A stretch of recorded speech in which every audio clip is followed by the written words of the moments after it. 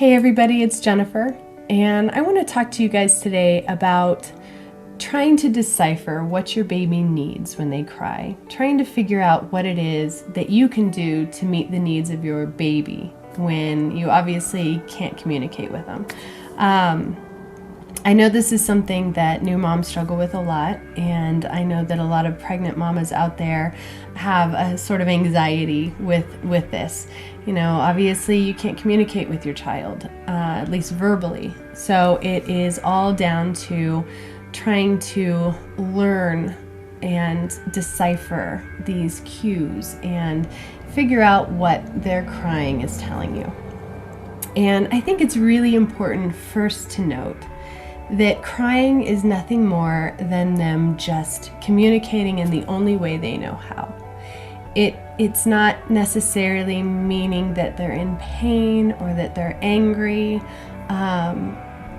They kind of have this content zone where they're not crying and they're happy, or they have this something's off zone where they obviously can't figure it out themselves, and so they're just trying to reach out to you to tell you, please help me fix this. So that's one of the things that I love to tell new mamas, is that while in adulthood crying is obviously not something that happens on a regular basis when everything's fine. So we automatically jump to this consensus that they're angry or hurting or upset or something like that, when really that's not necessarily the case. Something's just off. And it's usually one of four things. So that's what I want to touch on today, so that you can maybe go into learning the cues of your baby with a few tools. Be armed with these tools so that you can maybe just help decipher. I mean, every baby's different. They're going to have their own language with you, but this might help you go in with a little bit more knowledge of how to decipher those cries. So that being said, you know, babies have this amazing ability to really know immediately when something's off. They just know, and they reach out to you. So you just need to be open and organic and kind of this very go with the flow type attitude in order to make whatever it is they need right in order to meet the needs. So I say this because I know, and I've said this in previous videos, there are a lot of parenting books and courses and whatnot out there where they tell you these very strict regimented schedules of feeding and napping and changing diapers and all this stuff that are kind of a one-size-fits-all, or training your baby to fit into this box that they've created. That it doesn't work.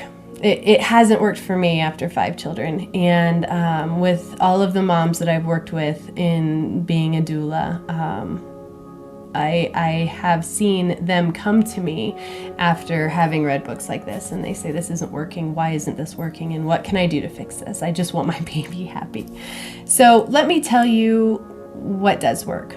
So you have this newborn, and you know, they probably start crying immediately after they're born. Well, of course, everything's weird and off, and they've gone from this really warm, comfortable place that they've grown into this huge place with all the stimulus, and of course they're going to be crying. That makes sense.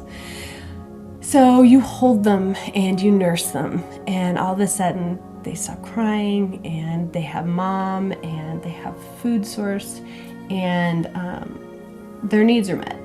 So you know how that works. So then let's transition into like the first 24 hours, and the baby starts crying. And as a new parent, I know I've done this, coming home from the hospital, you now are alone with this child, and all of a sudden you don't have any nurses to help you. Maybe you've had your mom helping you and she's left to go nap because she was with you through labor, or your mother-in-law or sister, or whatever help you had, a doula.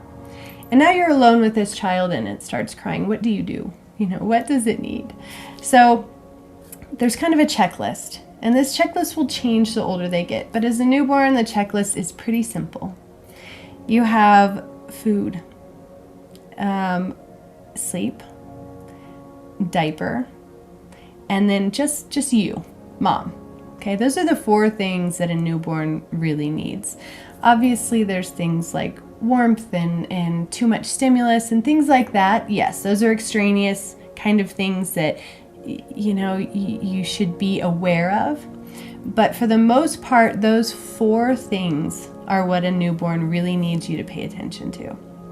So I kind of use those as a checklist. And now, just having had my 5th about 4.5 months ago, it's automatic. It's just a mental checklist you go through, but it works, and it works beautifully. And Nico hardly ever cries. And if he does, it's just for a split second, and I go, oh, I haven't changed him. Or,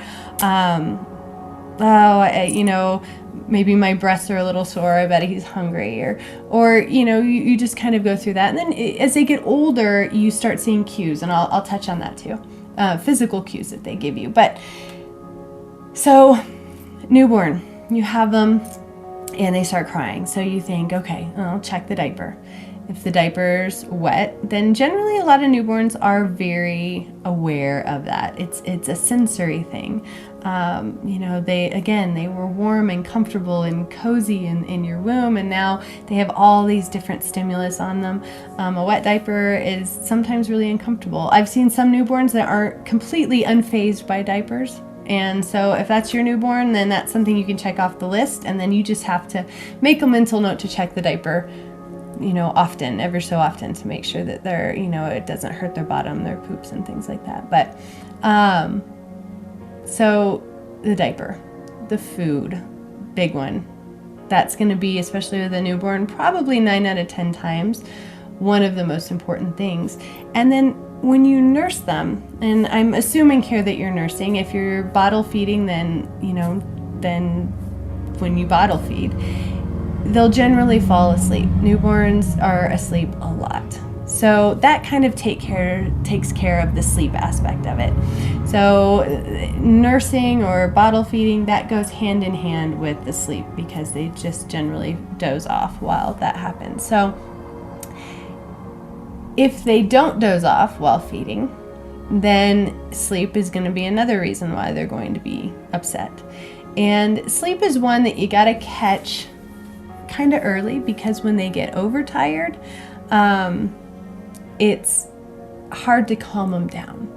So these mental checklists that you go through, you kind of have to go through them pretty fast and be on it. If the diaper's wet and the baby's still crying, well then, try nursing. And if the baby's hungry and falls asleep while nursing, well then the other 2 big ones, including being on mom, are, so that's the other 3 big ones, are all checked off. So generally then when the baby wakes up, he or she's going to be pretty happy and content, because all of those needs were met. So newborns are pretty simple. Just go through the checklist: diaper, food, sleep, and just mom. Sometimes they just need to be on mom. Sometimes that just needs to happen. So that's great. After about 2 weeks, I'm going to add in a little bit of a caveat in here.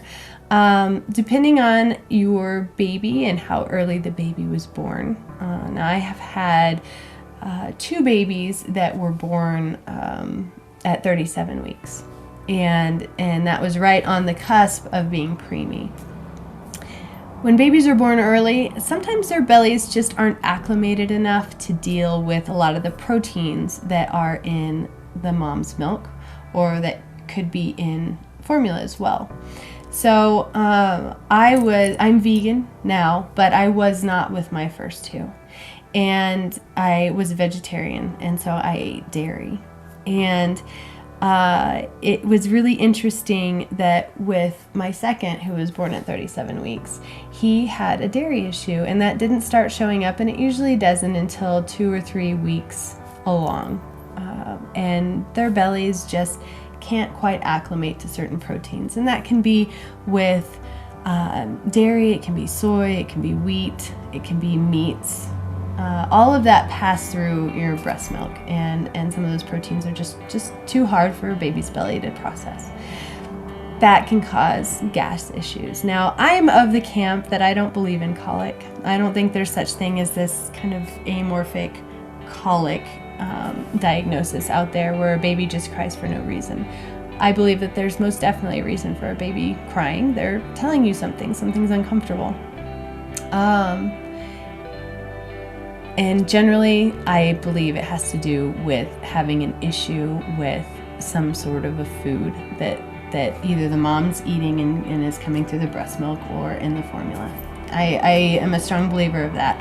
Having gone through lots of trial and error with mamas over the years as a postpartum doula, 99% of the time I've been able to pinpoint what it was that the mom was eating, that the baby was having an issue with. We cut it out of her diet until the baby had enough of the gastral juices and enzymes and things like that in their belly to process those foods, and then the mom could reintroduce it back into her diet. So if you have a baby who is inconsolably crying after you've gone through your mental checklist of the 4 important things, then you need to start looking at your diet and see if maybe there is some sort of a protein or an allergen in there that you can eliminate one at a time to figure out what it is. And it can be a process. I went through it with my second. It ended up being dairy with my second, and that kind of prompted me to go vegan. So you can go and eliminate these things, and it takes about 2 weeks for the baby to actually really show an improvement, but it will happen. And sometimes it happens sooner, so I don't want to make it seem like it's going to be a very long, drawn-out process, but it has the potential to be. If your baby was near full term or full term, a lot of times I've seen that they don't have issues with that kind of thing.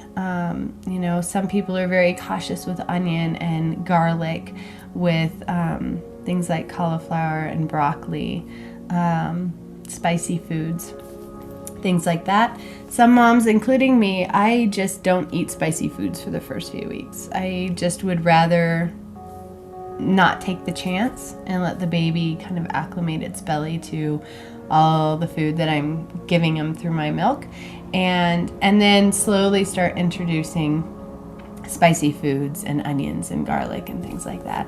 I think it's a good idea to do. A lot of moms just jump right in, and it doesn't seem to affect their babies, and that's great. It's a chance that I don't like to take just because I enjoy having a happy baby and getting sleep. And so I just prefer to err on the safe side. So again, this is more when the baby's belly is a little bit older and starting to process at about 2 and 3 weeks. If your baby passes that 2 and 3 week mark and has no problem, then great.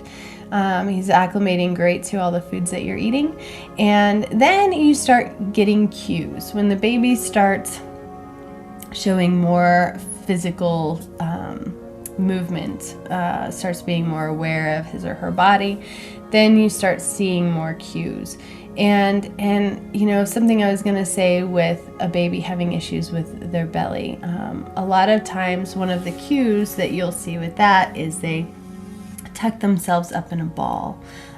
You'll see a distended belly, their little bellies, and they kind of have frog bellies anyway, but their little belly will feel very distended. It'll look distended, but it'll feel really hard. And one of the things you can do with that is just take their little legs, and you can bicycle their legs. You can push their legs up to their chest. As a yoga instructor, the happy baby pose, which is also known as the wind passing pose for a reason, it allows, when you pull your legs in like that, it allows for gas to be let out, which is really helpful if a baby's having a hard time processing food. So that's some cues to look for if the baby's having a hard time and is inconsolably crying, and you're trying to assess if it's having a hard time with food. So that's something to check. As they get older, their hands in fists like this generally mean that they're hungry. I've seen this in a lot of babies, including all of my own, and lots of other people's babies, that when they're hungry, they make little tight fists. So that's something that you can look for. Again, not all babies are the same, but something to think about. Sleep, to me, sleep is pretty obvious. It's kind of you can see it in their eyes. You kind of assess when their last nap was. Obviously, newborns, they're pretty much asleep all the time. As they get older, they get on more of a schedule, and I'm all for letting them set their own schedule. They know when they're tired and when they're not, and if you need to kind of adjust it a little bit to fit your schedule and your other children's schedule, then so be it. But for the most part, if you're lenient with your baby and their sleep schedule and their eating schedule, then they're going to be much happier for it. Food, again, the schedule wise, they know when they're hungry. The feeding on every 2 hours, I think, is really silly. The waking the baby up to feed, I think, is really silly. I think they know when they're hungry, and they'll wake up when they're hungry, and they'll tell you when they're hungry. So it's just a matter of listening to what their needs are. So as they get older, it's going to be a lot easier to read their cues. They're going to be more regular with their feeding. They're going to be more regular with their sleeping. And you're going to know them better. You're going to know when they want to have mom time, when they just need to be on you. And there's sometimes when Nico, I'll have him laying down on like a play mat while I'm working, and he cries, and I will have just fed him, and he will have just had a nap, and I pick him up, his diaper's dry, and he just wants to see me. He's all smiles when I pick him up. He just needs to know I'm there. So it's just knowing how to meet the needs of your baby in a timely manner. And that's one of the other things that I wanted to hit on. A secure baby is a happy baby. And I've said this in other videos, you can't spoil a newborn. And, newborn up to through infant, you can't spoil them. They really they voice their needs, and they just want their needs met. There's no alternative motive on here, ulterior motive. They just want to be happy. They just want their needs met. And you're the only one that can do that for them. So you can't spoil them. You figure out what they need, and you help them get it. So that being said,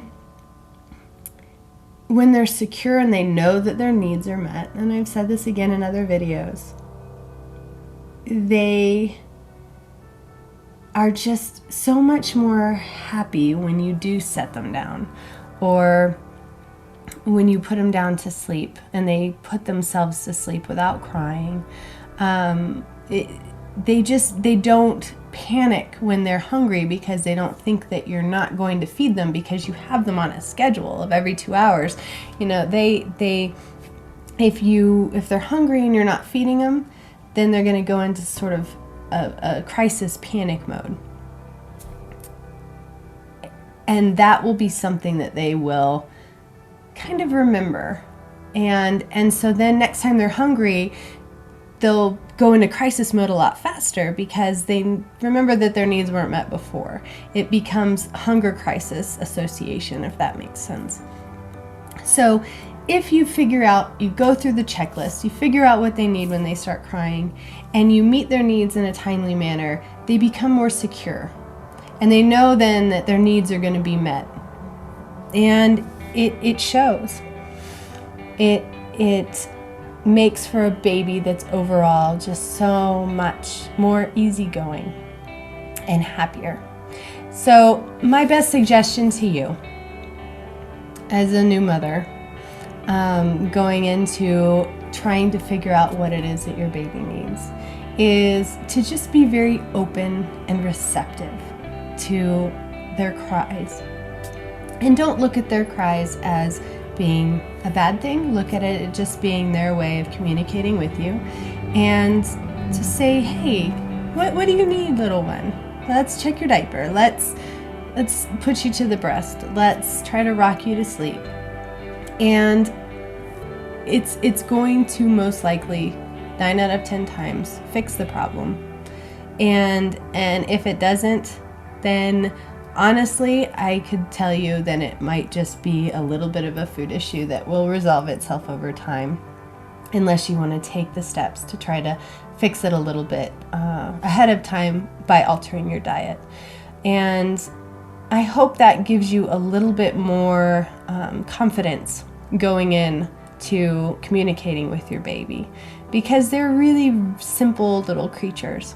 They just want love, and they just want you, and they just want to have the things that help sustain their life. And like us all, we all need food and sleep and a clean, warm space and love. And so as long as you are just very aware and receptive to that, then they will be such happy little people. And try to do it in a timely manner so that they keep that comfort and security. And it will show, and it will help you as a mother in the long run as well, because it will allow them to put themselves to sleep if need be, or play on their own and know that you're close and there to take care of their needs. So I hope this helps you have a great relationship from the start with your baby. And if you have any questions, please feel free to put that in the comments. And until next time, thank you so much, and let me know if I can be of any assistance. Be well.